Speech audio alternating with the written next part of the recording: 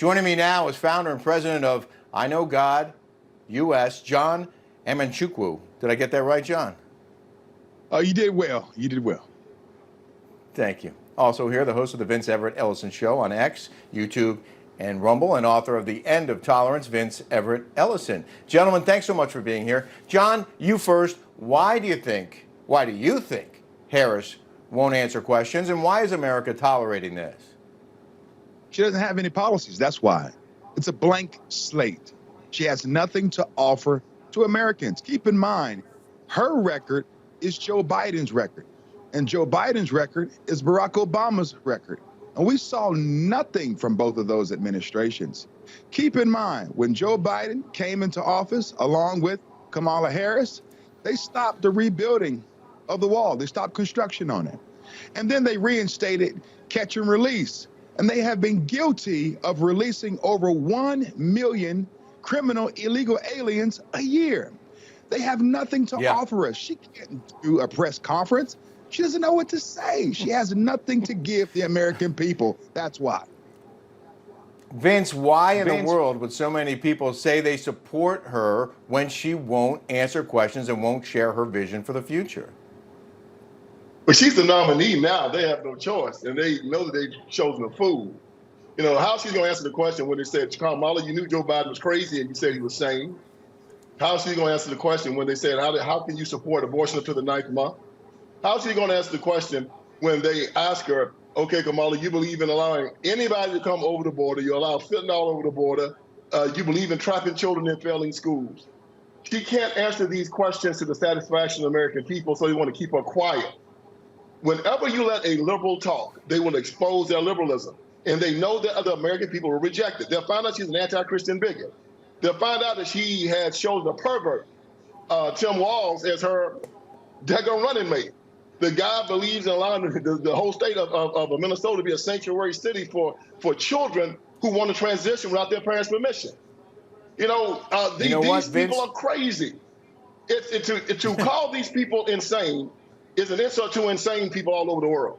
They are absolutely, positively insane, and an insane asylum has taken over the Democratic Party. Look at this crazy woman, this crazy man, April Levine, walking around in a dress, calling herself a woman, looking like an ugly man in a dress. They're a bunch of crazy people, man. It's like the inmates have taken over the asylum. And when you ask her the question, what did she say? All she can say is, well, yeah, you're right.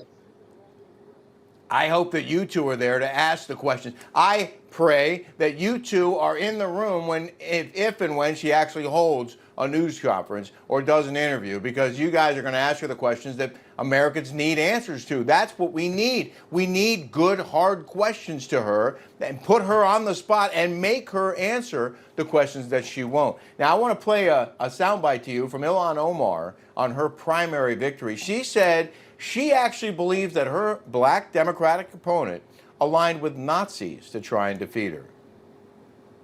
This campaign has been one of the ugliest, most disgusting campaign against me that I have ever witnessed. We had an opponent that was willing to align with literal Nazis in order to defeat us. John? You're dealing with the worst of politics. You're dealing with mental midgets, right? They're Nimrods.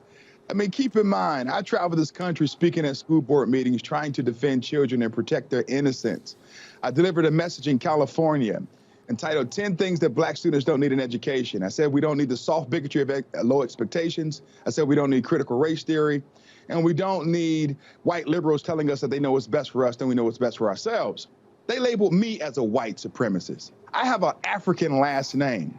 And so for her to call this guy a Nazi, I mean, it just fits their scope of influence because, you know, in their brain, there's really nothing moving around. It's just empty matter. They have nothing to offer the American people. I know what Vince is going to say about her. Ilhan Omar is a black racist that married a white man. Ilhan Omar is a Muslim that believes in abortion. Ilhan Omar is a Muslim that believes in gay marriage. She's a walking contradiction.